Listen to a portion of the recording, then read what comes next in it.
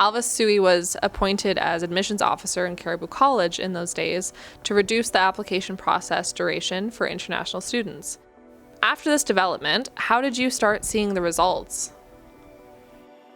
We first signed Elvis on to represent us in those early years.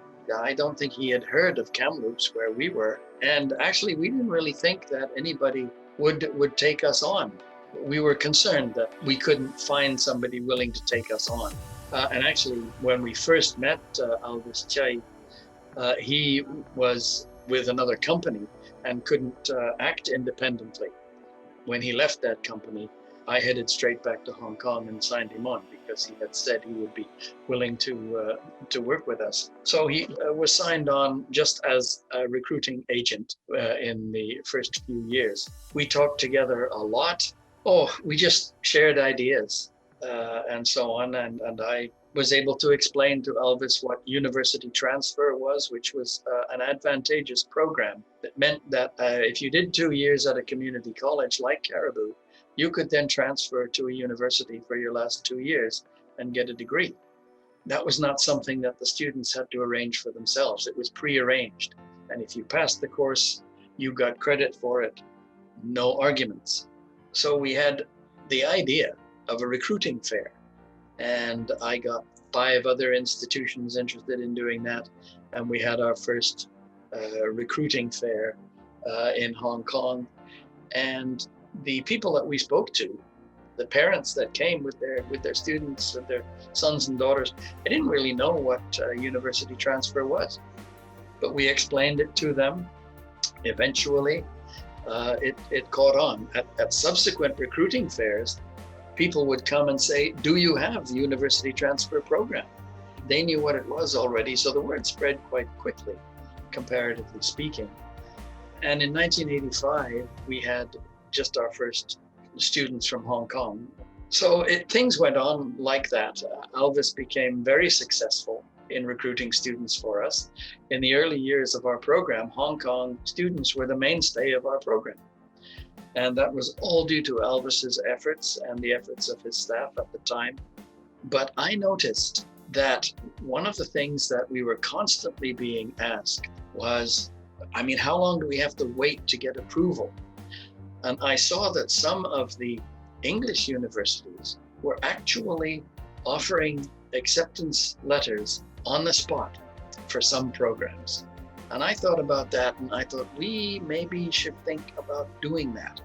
The first idea was that I could just go to Hong Kong, rent a hotel room, put an advertisement in the paper to say that I was there, and the students would come in droves to my hotel room. I would accept all their documents and their applications and deposits. We would register all those students and everything would be wonderful. Well, it never worked that way at all. But after a few years, people began to realize that the system that we had put into place at Caribou of all these agents in various places was working very well. And it was a good system. And Elvis helped us start that off. So after a few years, I'm not sure exactly, but we named Elvis as our Hong Kong admissions officer for certain programs. So when you see a letter from him of acceptance, you can understand that that is official. As I say, I had it signed by the president who had come to Hong Kong with me in the early years when he was vice president. And he was by then president, and he thought it was a dandy idea. So we implemented that. And the results were really quite dramatic because Elvis and his staff were able to evaluate transcripts. And if they were qualified, he could give them a letter of acceptance on the spot. We didn't have any role in it. And we saw pretty quickly an increase in students coming from Hong Kong.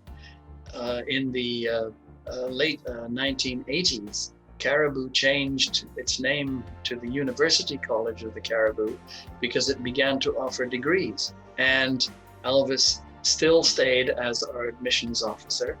Well, then things picked up even more. In 2000, we had just over 500 international students.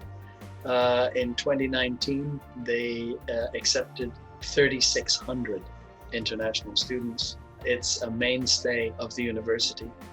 So the whole thing went on from those very early years to what it is now.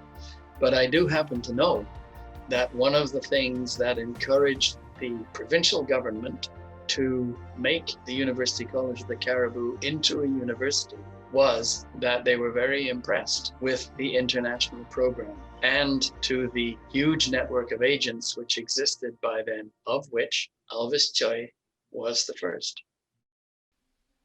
Thanks so much for joining us at CISM as we got to speak to Charles Mossop. Tune in next week to hear the rest of our conversation with him.